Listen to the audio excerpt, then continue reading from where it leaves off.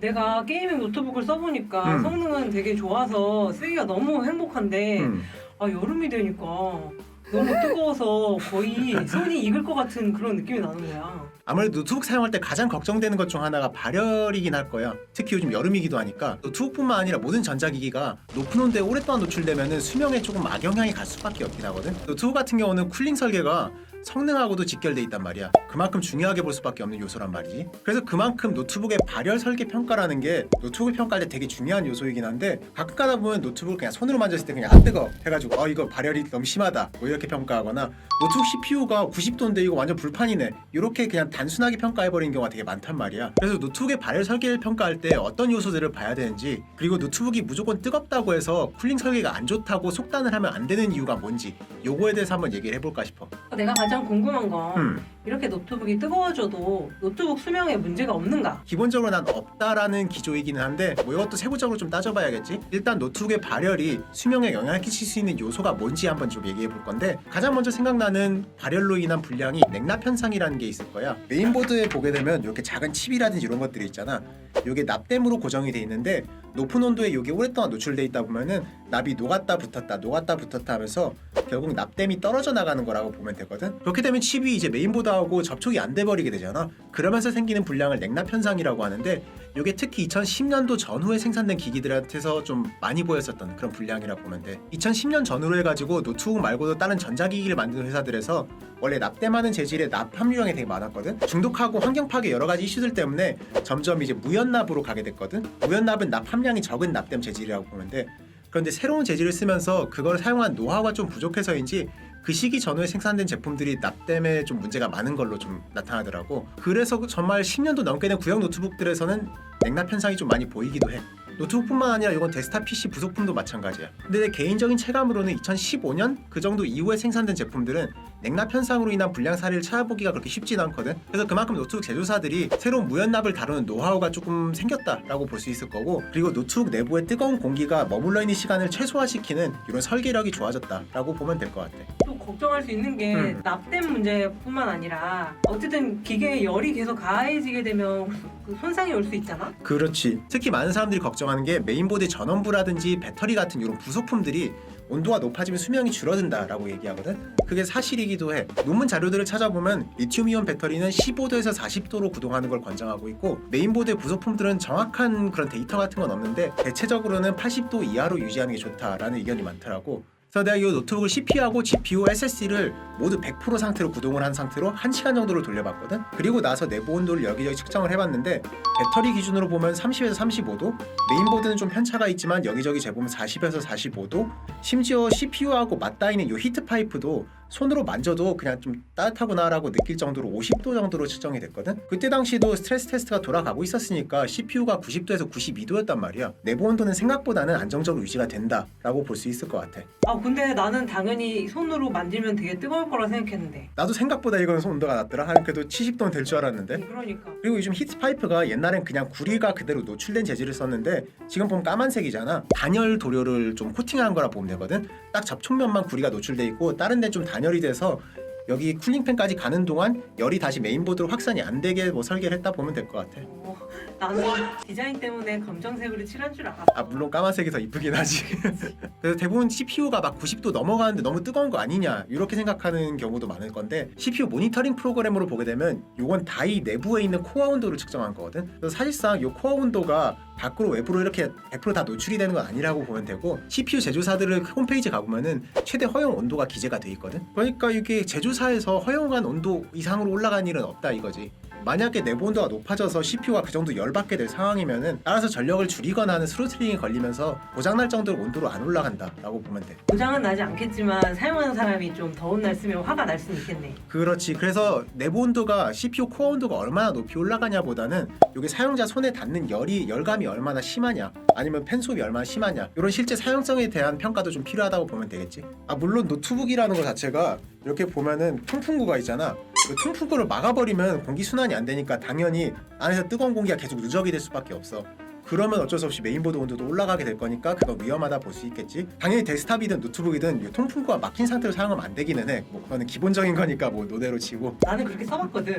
그렇게 써보니까 노트북은 그냥 꺼졌어. 쓰다가 통풍구가 막혔다 그래서 불이 나거나 터질 염려는 없었다는 생각이 들긴 아니 했다는 거지. 그게 꺼진 게 터질 것 같아서 꺼진 거라 보면 돼. 그렇게 쓰지 마. 알겠어.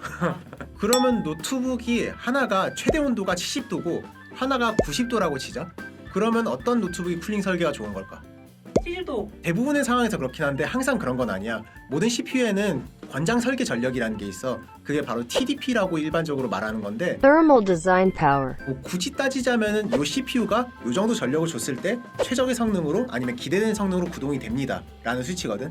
이건 인텔하고 라이젠에서 뭐 객관적인 수치를 제시를 해주기는 해. 그래서 대표적인 CPU 모델에 대한 TDP를 간단하게 정리하자면 지금 화면에 표로 띄워놓을 건데 요걸 참고해서 보면 되고, 일반적인 저전력 휴대용 노트북의 CPU는 12에서 28W 정도라고 보면 되고, 고성능 게이밍 노트북 아니면 크리에이터 노트북에 사용되는 CPU는 일반적으로 35에서 54W가 목표라고 보면 돼. 당연히 CPU 전력이 높을수록 성능은 높게 나오겠지만 그만큼 발열이 더 심해질 거 아니야. 그렇다 보니까 가벼운 경량형 노트북이나 아니면 아예 저가형 노트북들, 쿨링 설계 투자하기 어려운 이런 녀석들은 어쩔 수 없이 전력을 많이 제한을 해버리게 돼. 그래서 이렇게 말로만 하면 좀 이해하기 어려울 수 있으니까 내가 직접 테스트해본 노트북 3개를 예로 들어가지고 한번 설명을 해볼게. 첫 번째가 젠북 듀오 2, 두 번째가 젠북 플립, 세 번째가 스위프트 3X. 세 가지 모델 모두 완전 동일한 스펙이거든. 인텔 i7 1165G7, 16GB 램, 그리고 Xe 내장 그래픽 이렇게 구성이 돼 있는데, 요 위에 떠 있는 결과를 보게 되면 젠북 플립 같은 경우는 아무래도 경량형 노트북인데다가 투인원 구조라서 쿨링 설계에 많이 투자를 못 하거든. 그래서 최대 17W 정도로밖에 구동이 안 돼. 근데 17W가 어느 정도 수준이냐 하면은 최대 전력인 28W로 구동되는 녀석들하고 비교하게 되면 CPU 벤치마크 점수가 35% 정도까지 차이가 나거든. 내 개인적인 생각이지만 이 정도는 무시할 수 없는 수치라고 생각을 해. 그래서 28W로 최대 전력으로 구동되는 두 모델을 보게 되면은 젠북 듀오가 스위프트 3X보다 온도가 훨씬 더 낮잖아. 그럼 동일한 전력 기준이니까 이건 젠북 듀오 2의 쿨링 성능이 더 좋은 게 맞아. 근데 이것도 무조건 젠북 듀오 2가 좋냐고 물어본다면 꼭 그렇다고 말하기도 어려운 게, 젠북 듀오 2가 훨씬 더 무거워. 1.6kg거든. 다른 녀석들은 1.3, 1.2kg 정도니까 차이가 제법 나지. 그리고 팬 소음도 스위프트 3X보다 훨씬 더 시끄러워. 그래서 무조건 좋다라고 보긴 힘들겠지 이거는. 그래서 노트북의 쿨링 성능을 평가할 때는 단순 온도 외에도 전력값이나 성능이나 소음 여러 가지 요소들을 봐야 되기도 하는데, 이 모든 요소들을 다 가져갈 수는 없어. 그렇기 때문에 사용자의 취향에 따라서 어떤 거를 취사 선택할 건지는 좀 결정을 해야 되기는 하고, 지금은 이해하기 편하라고 그냥 CPU에 대해서만 얘기했는데 뭐 사실상 GPU도 똑같은 이론이 적용이 돼. GPU 같은 경우 설계 전력을 TGP라고 하거든. Total graphics power. TGP 값에 따라서 동일한 그래픽 카드가 들어가 있다 하더라도 성능 차이가 되게 많이 날 수 있어. 이것도 뭐 한 30에서 40%까지 성능 차이가 날 수 있고, 일부 TGP가 낮은 RTX 3070 노트북보다 TGP가 높은 RTX 3060 노트북이 성능이 더 좋게 나오는 경우도 있으니까 이건 무조건 전력값을 보고 결정을 해야 된다라고 생각을 하면 돼. 그러면 노트북을 구매하기 전에 그 설계 전력값을 알 수 있나? 대부분은 표기 안 해주지. 가끔 표기해주는 경우도 있는데 TDP하고 TGP 값은 노트북 리뷰를 봐야 돼. 그래서 그럴 경우에는 이렇게 제엔테크 리뷰 같은 노트북 리뷰 사이트를 참고하면 된다 이거야. 헐. 그러면 보통 노트북을 산다 그러면 요 정도의 전력값은 기대해 볼 수 있겠다 하는 게 어느 정도 될까? 내가 여러 가지 노트북 모델을 테스트하면서 개인적으로 느꼈던 요 정도 노트북이면 요 정도 전력을 기대하는 게 맞다 라는 가이드라인을 간단하게 한번 표시를 해줄게. 요걸 기준으로 두 가지 모델을 예시로 들어서 한번 설명을 해볼게. LG 그램 같은 경우가 2020년 이전 모델이 12에서 15W로 유지가 됐거든. 아무리 경량형 노트북이라 해도 그건 조금 기대 이하이긴 하잖아. 그렇다 보니까 내가 약간 성능이 좀 아쉽다라고 평가를 했었던 거고, 2021년도 모델은 15에서 18W가 나오거든. 그래서 그 정도면 그래도 경량형 울트라북 치고는 뭐 나쁘지 않다. 그 다음은 경량형 게이밍 노트북인 ASUS 제피러스 G14 모델인데, 요게 1.6kg에 RTX 3060이 들어가 있거든. 뭐 상당히 고스펙이잖아 무게 대비해서. 이 녀석은 내가 테스트해보니까 CPU가 35W, GPU가 65W 정도 수준으로 구동이 되더라고. GPU가 RTX 3060이 65W로 들어간다면 좀 아쉽다고 평가할 수 있긴 하거든. 근데 이건 1.6kg 노트북이라는 걸 감안하게 되면은 TGP가 65W로 잡혀있다는 거는 칭찬할 만해. 뭐 물론 TGP가 65W 정도면은 3060보다는 RTX 3050이 조금 더 어울린다라고 생각은 들긴 하지만 뭐 이거는 좀 부가적인 얘기긴 하지. 그리고 TGP 얘기가 좀 더 나온 김에 얘기를 해보자면, 대부분 고사양 노트북을 구매할 때 먼저 스펙을 정하고 모델을 고르잖아. 나는 RTX 3070을 살 거야 하고 그 다음에 모델을 정하는데, 그러다가 실수할 수 있는 게 RTX 3070인데 TGP가 85W 걸려버린 우리 최근에 리뷰한 니트로 5, 이런 거를 골라버리면은 기대 성능이 안 나와버린다는 거야. 그래서 내가 보기에는 먼저 노트북 모델을 고른 다음에 이 노트북 모델의 TGP 값이 뭔지 찾은 다음에 이 TGP 값에 알맞는 그래픽으로 사양을 구성을 하는 게 좋다라고 생각을 해. 그러면 그래픽 카드의 기대치가 어느 정도인지 얘기해줘야지. 그치. 그래서 내 개인적인 기준이야 이것도.